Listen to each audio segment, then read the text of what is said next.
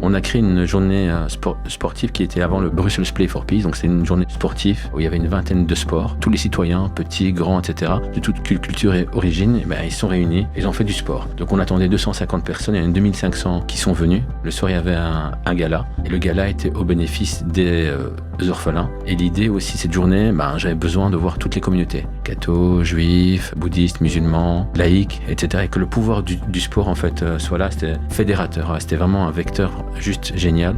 À un certain moment, on ne sait plus qui est le mentor ni le menté, parce qu'il nous apprend énormément. Le jeune qu'on accompagne nous apprend énormément, et nous, on essaye de lui apporter évidemment aussi quelque chose, mais il m'a fait vraiment, j'allais dire, exploser des préjugés que j'avais, qui étaient vraiment ancrés par mon éducation, par ce que j'avais fait dans ma vie, et les gens que j'avais pu côtoyer, qui n'étaient pas de ce monde-là.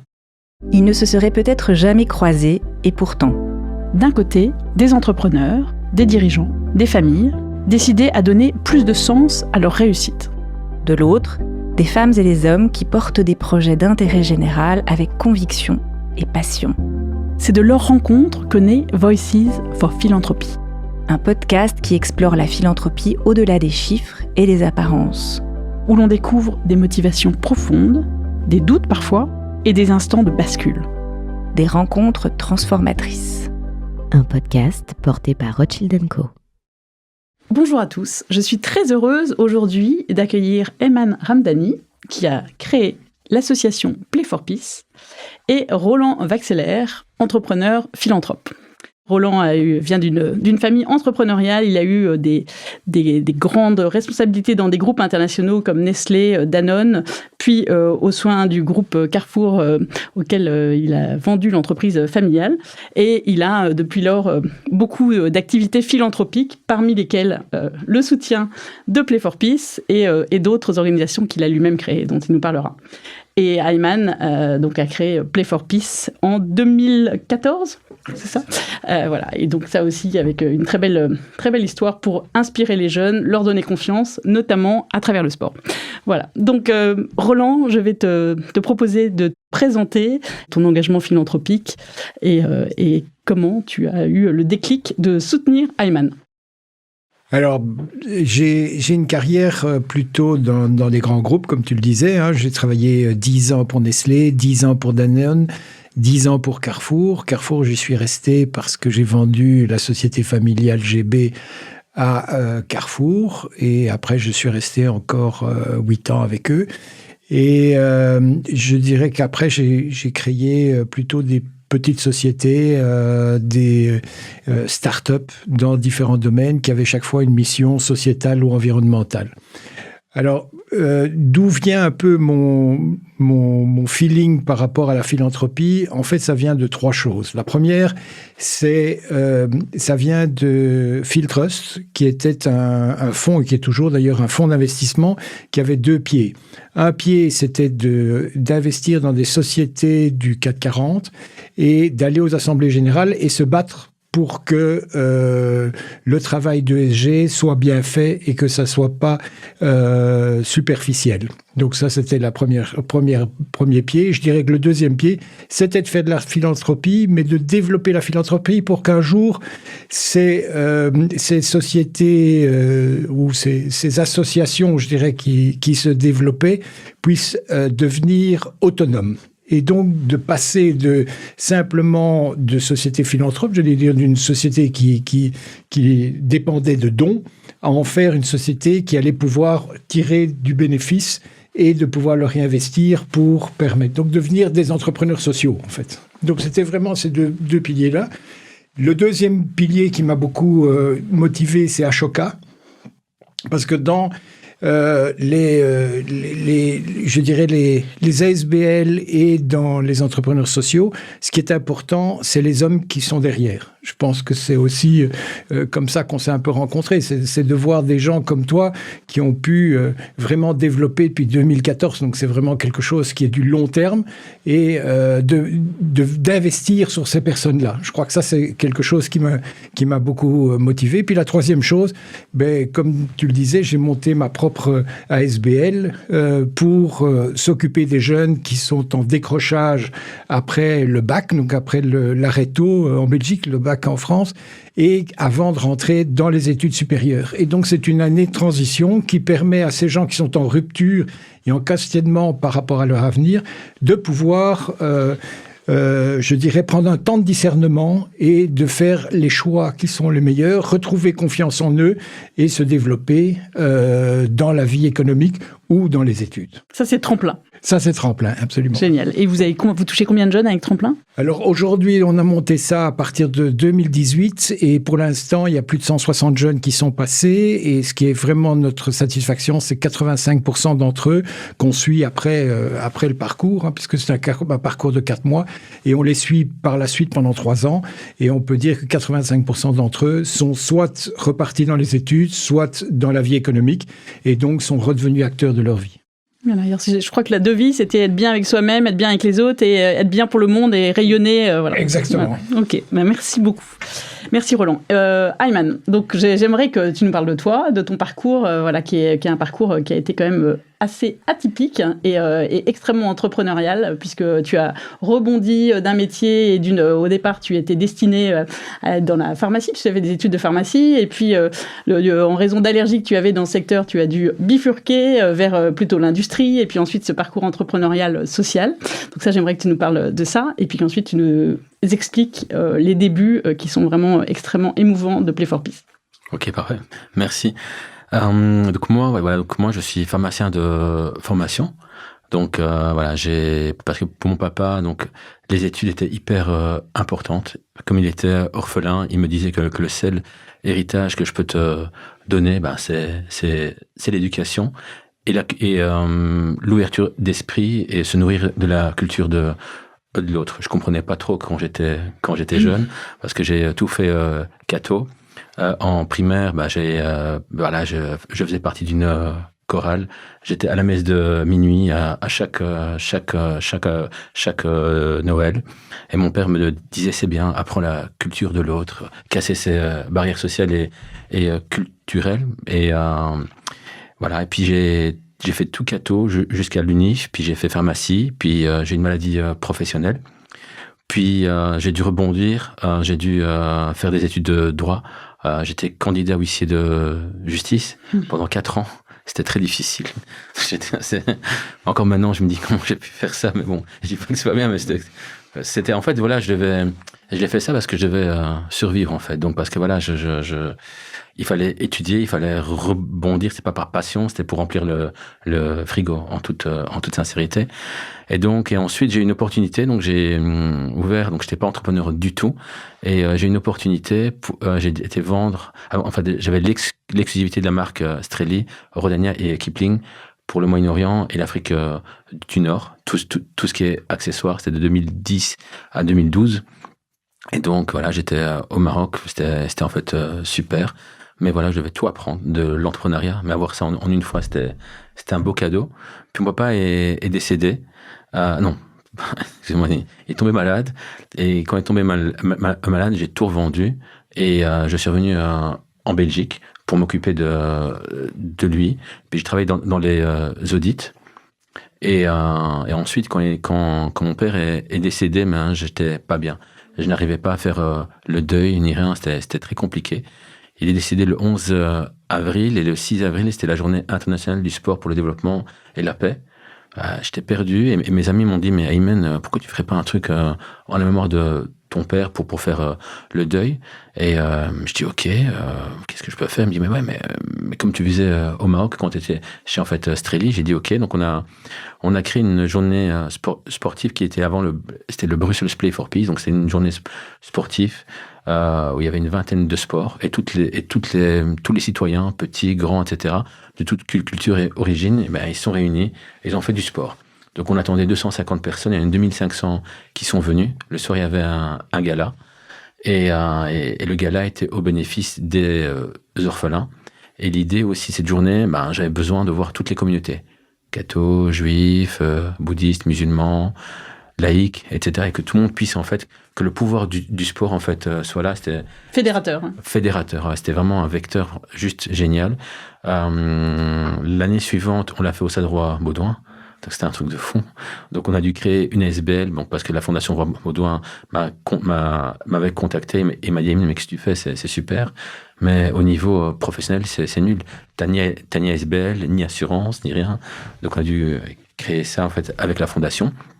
Puis, il y a eu 3000 personnes. Puis, la troisième édition, il y avait 7000 personnes. Elle a été remarquée par le prince de Monaco. Donc, on a été invité à Monaco pour aller. On a été nominé à son forum qui est Peace and Sport. C'est le plus grand forum mondial du sport pour le développement, en fait, et la paix. Et là-bas, il y a tout le monde. Il y a tous les grands sportifs qui sont là. Du tennis au foot, les grands clubs, l'UEFA, le PSG, Barça, tout le monde. Et nous, on est là, tout petit. On dit, mais qu'est-ce qu'on fait ici? On est juste content, en fait, d'être là. Et puis, on filmait notre vidéo qui passait parmi les autres nominés. Et puis, ils nous disent, voilà, qu'on est les lauréats. Et là, on n'avait préparé ni discours, ni rien. On monte sur le podium. Là, je pleure. Pourquoi? Parce qu'en fait, j'ai créé la journée du Brussels Play for Peace en m'inspirant de ce forum-là, en fait. Et donc, c'était leur 10 ans. Là, j'ai craqué parce que j'avais pas... Là, je me souviens, le gala, on l'a stoppé pendant 10 minutes. Le prince était venu me consoler. et puis, il est parti, en fait. Et puis, je suis au courant de rien. Puis, il a contacté le Palais Royal ici. Et, à Bruxelles, en Belgique. À Bruxelles, voilà. Il leur a dit, écoutez, il y a une petite structure. Franchement, ils sont juste géniaux. Il faut les rencontrer. Et c'est comme ça qu'on a eu le patronage permanent de Sa Majesté, le roi des Belges. Et suite à ça, on s'est dit, voilà, il faut pas passer à autre chose. Parce qu'une journée sportive, c'est bien, mais on mesure pas assez l'impact. C'est plutôt événementiel, mais l'impact, on ne mesurait pas à fond. Et donc, on a créé la House for Peace en 2019. Et là, on a développé plein de sports. Il y avait le rugby, le tennis, le foot, le basket, et la boxe pas. Et donc, on faisait des activités toutes les semaines. L'éducation, c'était pas ça, c'était juste des salles d'études. Là, on avait, à la House for Peace, on était à 70 jeunes qui venaient régulièrement, qui étaient inscrits. Là, maintenant, on est à 970 ou 980 jeunes qui sont en fait à la House for Peace. Alors, la House for Peace, pour ceux qui ne le savent pas, c'est une maison au sein de laquelle les étudiants peuvent se rencontrer, travailler, échanger, bénéficier aussi de discours inspirants de personnes qui viennent du monde de l'entreprise et qui les aident à la fois à développer leur confiance en eux, leurs soft skills. Voilà. Ouais, c'est vraiment ça. Et maintenant, en fait, on a plus que le sport. Donc, on a le sport, l'éducation et le mentorat. Donc, en fait, c'est ces trois piliers, en fait, qui nous aident à développer le potentiel des jeunes. Parce qu'ils ont vraiment besoin, et on travaille, oui, c'est important, avec des jeunes entre 16 et 28 ans, en fait. Et qui sont, en fait, pour la majorité, donc 95%, qui sont, en fait, étudiants en supérieur ou à l'université, mais qui ont des gros problèmes, en fait, voilà, familiaux, privés, ou de confiance en eux. Génial. Et alors, vous avez touché plus de 20 000 jeunes, c'est ça, au cours de ces années? Oui, on a tout touché, plus de 20 000 jeunes, mais il faut bien faire la part des choses. Donc, en fait, quand on compte les 20 000 jeunes, c'était avec les activités sportives, donc événementielles, etc. Mais si on travaille vraiment sur le travail vraiment de tous les jours, là, on est à environ 1000 jeunes par an, en fait. Ouais, on a une équipe de 5, voilà. Donc, avec une équipe de 5 personnes. Oui, wow. Mais ils sont des passionnés, donc... oui, ça, on peut en témoigner. Voilà. Alors, merci beaucoup. Merci, Ayman. Et donc, tu as été nommé d'ailleurs personnalité belge de l'année 2024, Ayman. Et voilà, tu fais des speeches en Belgique, au Maroc, tu inspires. Voilà, et ça a été vraiment quelque chose au cours de toutes ces années qui a été vraiment remarquable. C'est que tu as aussi essaimé ailleurs sur ce que tu avais fait dans ce parcours autour du sport et du mentorat. Mais si je peux rajouter, parce que c'est une précision, je pense, qui est en fait importante. Quand j'étais jeune, j'étais un très, très, très grand bègue jusqu'à mes 22 ans. Et j'avais du mal à parler. Et encore maintenant, en public, c'est très, très, très, très compliqué. Et là, peut-être que vous l'entendez, des fois, il y a des petits... Et là, ce sont les jeunes, en fait, qui m'ont poussé. Parce qu'ils m'ont dit... Parce qu'à chaque fois, je dis, voilà, il faut aller plus haut, croyez en vous, c'est pas grave. L'authenticité, en fait, etc. il y a quelques années, il y a 2 ans, en fait, j'ai dû monter sur scène et tous les jeunes étaient là pour m'encourager. J'étais là, c'était fantastique. Voilà. Et c'est grâce à eux, et ça a été un déclic. Donc, tout ça, c'est grâce aux jeunes, parce que sans eux, je pense que je ne serais même pas ici à parler dans un podcast. Donc, ils m'apportent énormément, en fait, humainement et professionnellement. Merci, Ayman. Roland, alors est-ce que tu peux nous parler de ta rencontre avec Ayman et du déclic qui fait que tu as eu envie de soutenir Play for Peace? Comme je le disais, d'une part, moi j'ai monté quand même une association qui s'occupe de jeunes et qui travaille justement sur le savoir-être et sur le deep skill ou sur le soft skill, comme on dit, par le parcours tremplin. Et quand Louis Dorsan m'a parlé de Play for Peace, j'ai dit, attends, on fait la même chose avec des communautés qui sont très différentes, puisque moi je suis plutôt avec des communautés de gens qui sont plutôt, j'allais dire, favorisés financièrement, psychologiquement, et ainsi de suite, même s'ils sont très mal à l'aise, très mal dans leur peau, avec beaucoup de problèmes psychologiques, mais avec quand même derrière eux une famille, de l'argent, et ainsi de suite.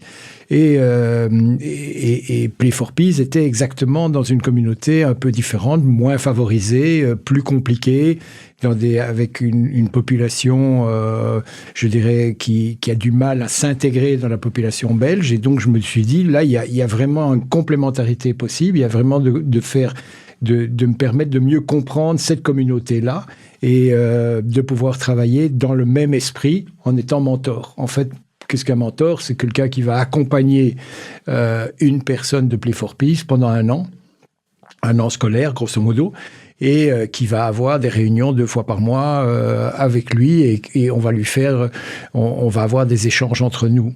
Et ce qui est très intéressant par rapport à ça, et c'est pour ça que j'étais vraiment très content de travailler avec Play for Peace et d'être mentor, c'est que, en fait, à un certain moment, on ne sait plus qui est le mentor ni le menté.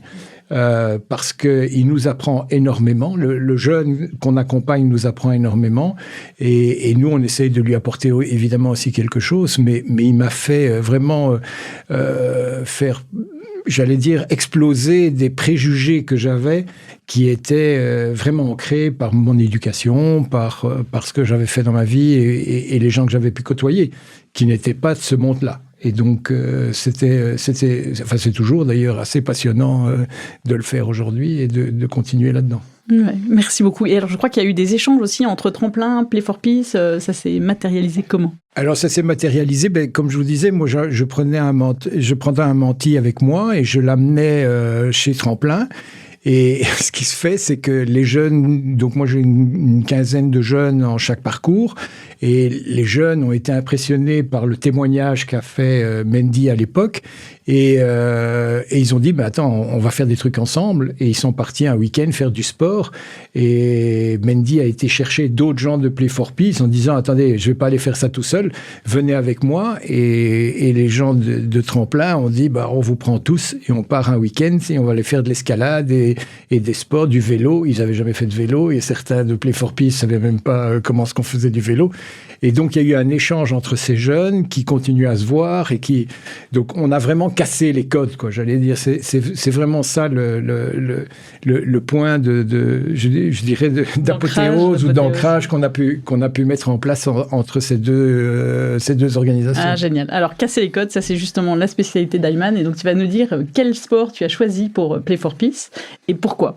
Ah ouais, c'est vraiment casser les codes, ça j'adore. Franchement, j'aime ça. Quel sport on fait? Donc là maintenant, avant on faisait 5 sports. Mm-hmm. Maintenant on n'en fait plus que 2, bientôt 3.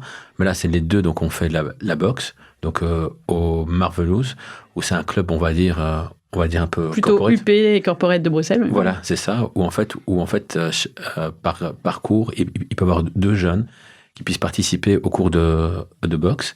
Et ce club, maintenant, nous met à disposition des mentors qui suivent maintenant une dizaine de jeunes depuis le mois d'octobre sur en fait 1 an.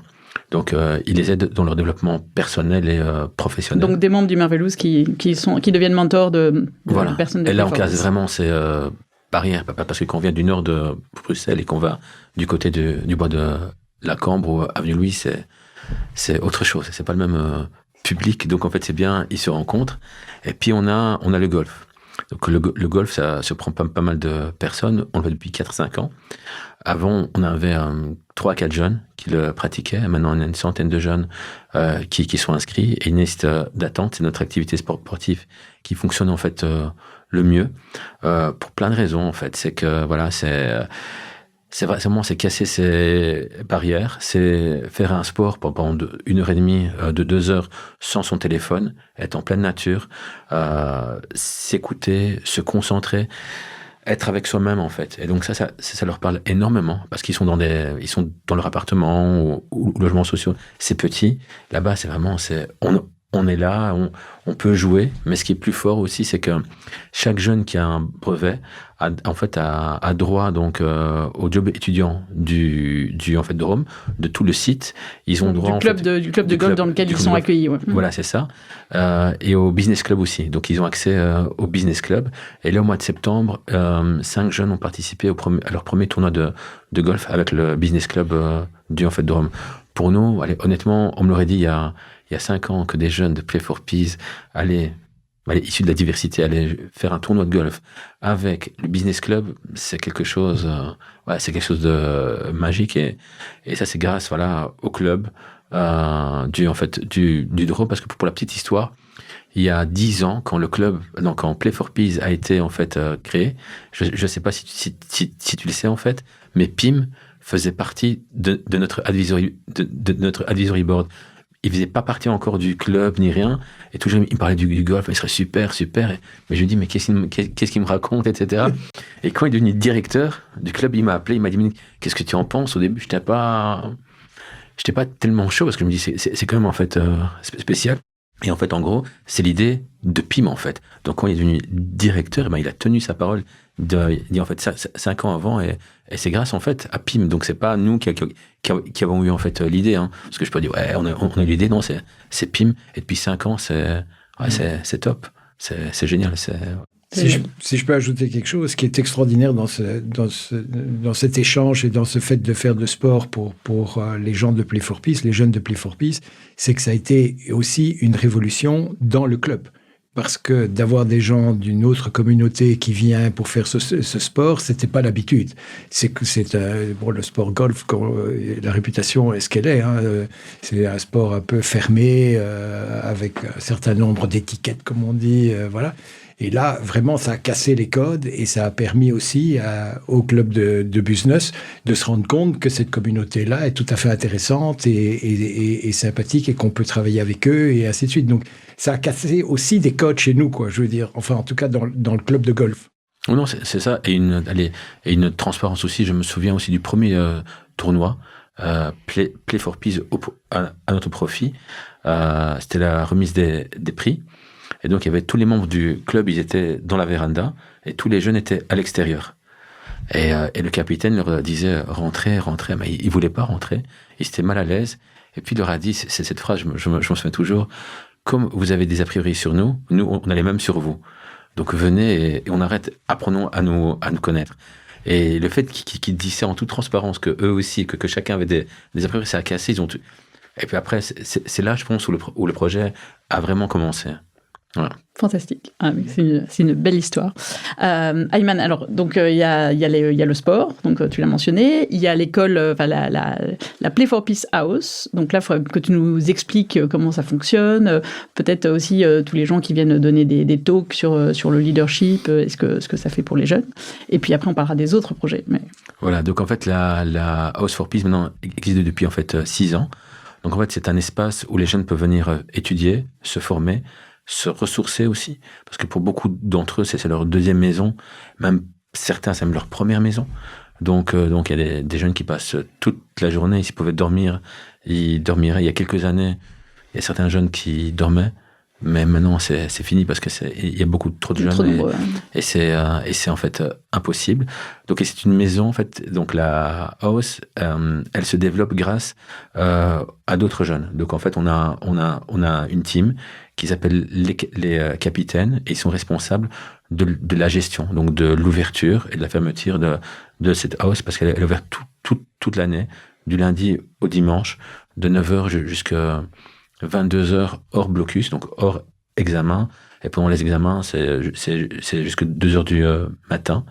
Il y a une cuisine où ils peuvent faire à manger, cuisiner, etc. Parce qu'il y a certains jeunes aussi qui ont des difficultés. Et comme on dit, pour bien étudier, il faut avoir le ventre plein, malheureusement. Et pour le moment, à Bruxelles, c'est pas ça, en fait. C'est, 4 jeunes sur 10 vivent sous le seuil de pauvreté. La première cause de décès chez les jeunes, c'est le suicide.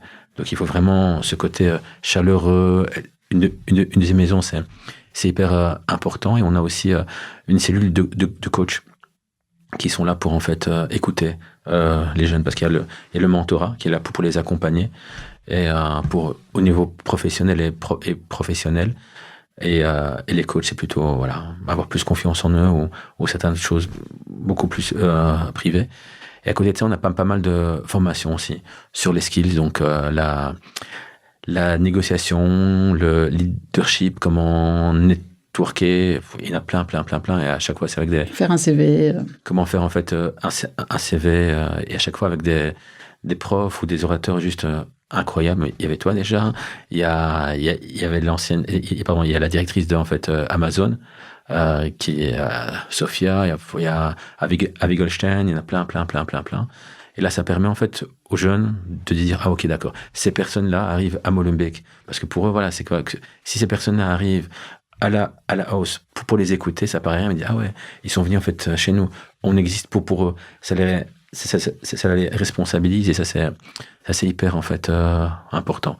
Comme je disais, on a plus de 900 jeunes qui fréquentent cette house-là. Elle devient un peu trop petite. Et donc, et on doit quitter aussi. Donc, et là, on cherche un espace pour agrandir. On espère déménager fin 2027. Bon, on ne sait jamais. Peut-être parmi nos auditeurs, il y aura quelqu'un qui a un espace à Bruxelles, qui peut être intéressant pour la Play for Peace House. Et alors, moi, ce que j'ai remarqué quand je suis passée à la Play for Peace House, c'est vraiment cet esprit d'entraide très familial et surtout vraiment des jeunes très entrepreneuriaux, extrêmement motivés, qui auraient probablement beaucoup de choses à apprendre à d'autres jeunes qui ont été plus gâtés. Donc ça, c'est ce qui m'avait marqué. Et surtout, développement de la confiance en soi, tous les soft skills, les deep skills. Et donc, vous avez créé des formations. Et ces formations, donc il y a quelque chose que je pense qu'on peut partager avec nos auditeurs, c'est qu'elles sont d'un tel niveau que vous avez réussi à négocier avec une université à Bruxelles qui s'appelle l'ICHEC, une haute école, de faire des formations certifiantes qui porteront le label Play for Peace. Dis-en-nous plus. Voilà, c'est ça en fait. Donc ça, c'est vraiment un truc qui est, c'est plus qu'un rêve en fait. Dire que nos formations maintenant elles sont en fait certifiées par en fait ICHEC formation continue. Pour nous, c'est juste incroyable. Et donc ça va donner encore plus envie en fait aux jeunes d'étudier, de ne pas lâcher. Donc ça pour nous c'est hyper en fait important, mais c'est surtout aussi une reconnaissance pour les jeunes, parce qu'on a franchement des jeunes qui sont juste incroyables, qui ont un niveau juste incroyable. Il leur manque juste un espace et des personnes autour pour leur donner les petits skills, les petites graines qui leur manquent. Et je pense que c'est ce qui manquait, je pense, pour monter encore le niveau encore plus, même si leur niveau est vraiment déjà, franchement, il est bluffant, mais vraiment bluffant. Mais ils sont fragiles à la fois. Donc c'est ça, en fait, ils ont un niveau qui est juste incroyable. Mais du jour au lendemain, ils peuvent, ça peut aller vers le bas. Donc ce partenariat avec l'ICHEC, c'est hyper important et on espère aussi que ça devienne en fait une source de financement pour l'association, parce qu'à moyen terme et à long terme, on pourra en fait lancer des formations pour les entreprises, pour le monde corporate, qui là sera payant et en fait et ça permettra en fait à financer les projets de l'association et surtout ce projet-là avec l'ICHEC. Voilà. Et alors c'est vrai que pour les entreprises qui ont toutes besoin d'avoir des mentors, de renforcer les soft skills, surtout à l'ère de l'intelligence artificielle où on voit que c'est ça qui fait la différence dans le monde de l'entreprise, elles pourront utiliser votre formation et que ça soit au bénéfice des personnes de Play for Peace. Donc ça c'est un très très bel exemple. Alors est-ce que Roland, Anna, pardon, je te laisse la parole. Je voudrais juste rajouter, je crois que c'est, comme tu disais, pour les entreprises, c'est très important, mais c'est aussi très important parce que je pense que dans cette formation, ils pourront avoir cette mixité entre des gens de chez Play for Peace et des gens d'entreprise.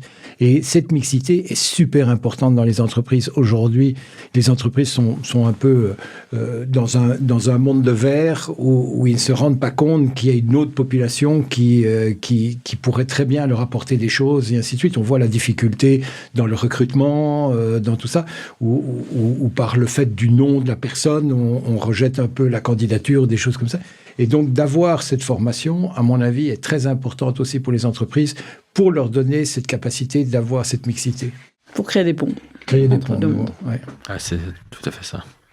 Donc, Ayman Roland, quel serait votre plus grand rêve pour Play for Peace dans les 5 prochaines années, et quels sont vos défis Alors, je vais peut-être d'abord répondre de ma vision. C'est un peu, ça revient avec l'idée que j'ai dit au départ, c'est-à-dire que moi, ce qui est important, c'est qu'on ne vive pas qu'avec du don, et qu'il faut arriver à trouver un modèle. Alors, ce modèle peut être mixte, qui lui permet d'avoir une grande pérennité, et que Ayman ne soit pas en permanence, et que les équipes de Play for Peace ne soient pas en permanence à chercher de l'argent, mais plutôt à travailler sur la mission même de l'ASBL.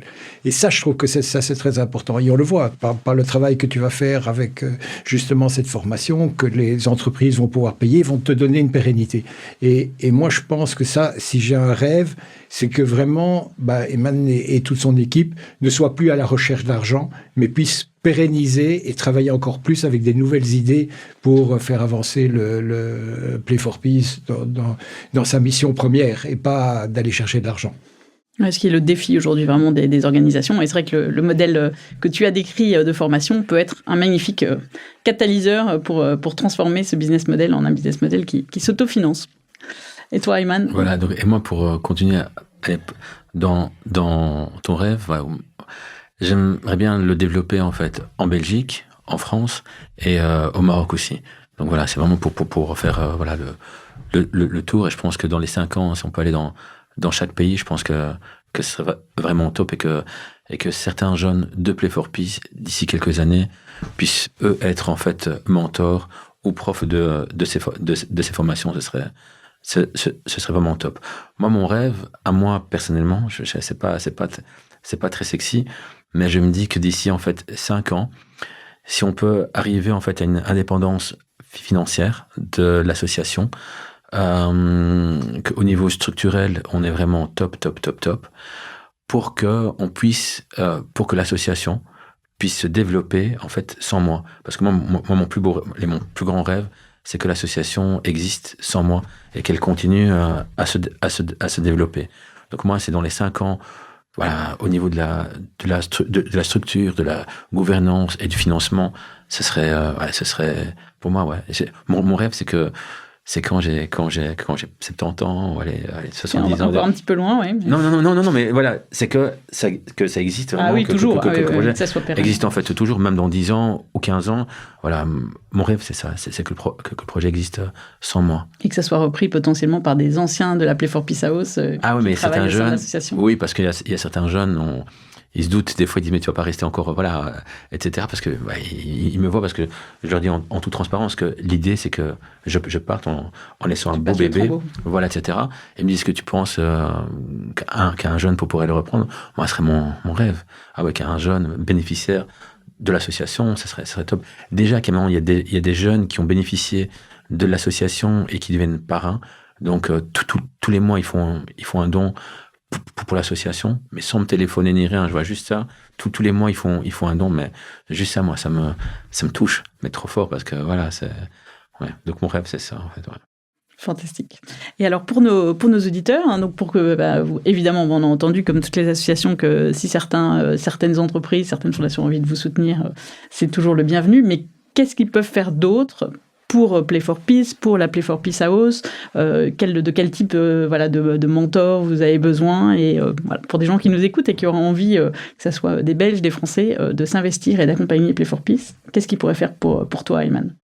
Pour nous, en fait, c'est de nous aider dans notre structure, parce que l'ASBL existe maintenant depuis 11 ans, j'ai travaillé pendant 8 ans tout seul. Donc voilà, donc c'est pas la même chose. Là maintenant on est en fait à 5, donc on apprend tout ce qui est comment gérer une équipe, ressources humaines. Là, on commence vraiment à sentir que c'est vraiment différent. Ça devient vraiment une vraie ONG. Donc tout ce qui est conseil, etc. À ce niveau-là, c'est en fait hyper important. Et tout ce qui est mentorat. Donc en fait, les mentorats de différents profils. On a des jeunes de tous les profils. Donc des employés, que des cadres viennent accompagner des jeunes pendant 6 mois, en fait 1 an. Ça change la vie d'un jeune. Et déjà, il y a eu plein de jeunes qui ont en fait changé de vie grâce en fait au mentorat. Et également en fait des formations, des formateurs sur les skills. Donc des personnes qui viennent une après-midi, une soirée partagée avec en fait les jeunes, mais des profils qui viennent parler de leur échec. Parce que les jeunes ont besoin de ça. Quelqu'un qui vient qui dit oh, moi j'ai réussi, ça a été facile, etc. Ça on a sur en fait Instagram, sur TikTok, on a beaucoup d'influenceurs. Mais les jeunes maintenant, ce qui leur manque, ce sont des personnes inspirantes. Qui savent rebondir. Voilà, c'est ça. Et ça, en fait, ils adorent. Ouais, moi, si j'ai des personnes qui savent donner de leur temps, je pense que donner du temps maintenant, c'est beaucoup de valeur. Ça a beaucoup de valeur. C'est juste donner du temps et écouter un jeune, prendre du temps avec eux. Ah oui, c'est des personnes qui nous écoutent ou qui nous voient. Ouais, allez, si vous donnez juste 2 heures de leur temps par an, ce serait déjà top, quoi. Fantastique. Et toi, Roland ? Mais moi, je crois que je ne peux que renforcer ce qu'il dit. Ce que je voudrais simplement dire, c'est que pour le mentor ou pour celui qui vient donner cours, c'est la richesse qu'on a dans la discussion, dans le débat. Et comme tu dis, je crois que c'est très important de montrer que le chemin tout droit, c'est pas une réalité. C'est le chemin de traverse qui est une réalité. Et si je prends mon cas, moi, j'ai pas fait mes humanités, j'ai fait mes techniques. Et puis, j'ai bifurqué vers l'université avec toutes les difficultés que ça représente, parce qu'on n'est pas vraiment prêt à ça. Puis, j'ai fait quand même quelques faillites aussi dans les entreprises que j'ai pu accompagner ou bien même investir. Et c'est ça qui les intéresse. C'est de dire, mais alors, comment tu as fait pour pouvoir rebondir? Comment tu as fait pour pouvoir l'accepter? Et ils ont besoin de ça. Je vois que dans tous les mentors, enfin, les 3 que j'ai déjà eu en mentor, en menti plutôt, c'est ça qui les intéresse et qui disent, dis-moi, parce que moi aussi, j'ai mes échecs et je veux savoir comment rebondir. Donc, je pense que tu as tout à fait raison. Et donc, je crois que c'est aussi une grande force de dire aux entreprises et surtout aux gens qui veulent s'impliquer que c'est une manière, j'allais dire, facile, parce qu'on parle de soi. Parce que il faut pas avoir une connaissance, je dirais, technique très importante, mais il faut ouvrir un peu son cœur et ouvrir son expérience. C'est-à-dire de dire, ben voilà, moi j'ai vécu ça, je t'en fais part et c'est un conseil comme plein d'autres que tu auras dans ta vie. Voilà, écoutez, merci Ayman, merci Roland, et j'espère que ça inspirera nos auditeurs et qu'ils auront envie de donner un peu de leur temps et de leur cœur pour Play for Peace. Merci beaucoup. Merci à toi surtout. Merci beaucoup.